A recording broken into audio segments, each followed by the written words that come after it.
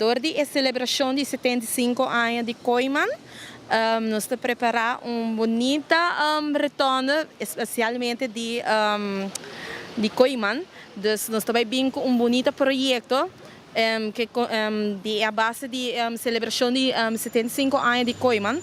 Então nós queremos fazer algo bonito durante Koiman a começar em Dakota, então já que está dentro da Arabana, então nós também começar com bonito projeto, então é também algo grande e roupa bonita mesmo. O tema da festa, nós também estamos preparando champanhe bastante grande, com a celebração de 75 anos, com sukelki, com a baixa água, nós também temos caricatura de maneira snowman, Santa Claus, com suporte, nós também temos casita de candy, dus com mangal, riba gele, que nunca visto na rua, dus na América botawa que cena, pero a nós queremos com algo outro, no, dus muito não há ordileu com nada bem, boa que tráfico também de riba, também de boa de sul e de norte, nada bem algo espetacular de Koiman.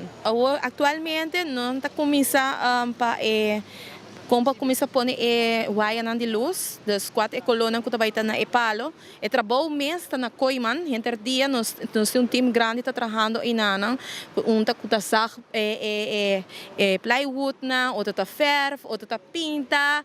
Mas que tem time de par time de muito mais, nós está pega glitter, nós está lem com hot glue, que madeira vai off, pero nós está bem com coisa espetacular para a rua por Waka. Nós temos empregados e família de empregados também que também cooperar para evento que vai tomar lugar dia 5, abertura então.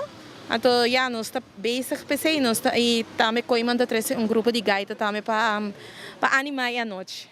A noite que nós também temos bar e cozinha bom sortir de nós mesmos, de PKB, de Koiman Megastore. E também nós também temos emocionante de Mama Rosa, que também apresenta 2 horas com uma tremenda canção de Páscoa, para animar o público e invitar a gente para a rua, para vir o dia e nada, para 7 horas da noite, para vir presenciar toda a luz bonita, o Koiman Megastore também tem a celebração de 75 anos.